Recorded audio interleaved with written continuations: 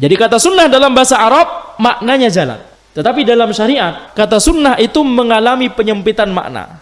Tidak seluas maknanya dalam bahasa Arab. Kalau maknanya dalam bahasa Arab bisa digunakan untuk jalan kebaikan dan jalan keburukan. Tapi kalau dalam syariat, maka kata sunnah bermakna jalan kebaikan saja. Yakni jalan yang dituntunkan oleh Nabi Muhammad SAW.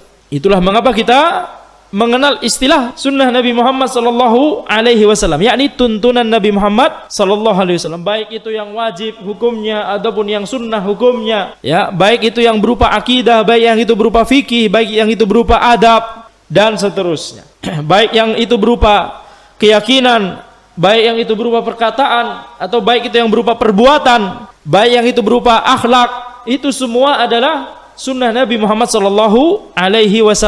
Dan makna lain dari kata sunnah itu tergantung konteks bidang ilmu yang dibahas. Kalau misalkan konteksnya kita sedang bicara fikih, maka para ulama fikih biasanya menyebutkan kata sunnah untuk sesuatu yang ma talaba syari' talaban ghairu jazim, sesuatu yang diperintahkan oleh syariat dengan perintah yang tidak mengikat. Sehingga sunnah itu seringkali disebutkan di dalam bidang ilmu fikih ma yuthabu ala fi'li wa la yu'aqabu ala tarki, sesuatu yang diberikan pahala kalau dilakukan dan kalau ditinggalkan maka tidak berdosa. Itu kata sunnah di bidang ilmu fikih.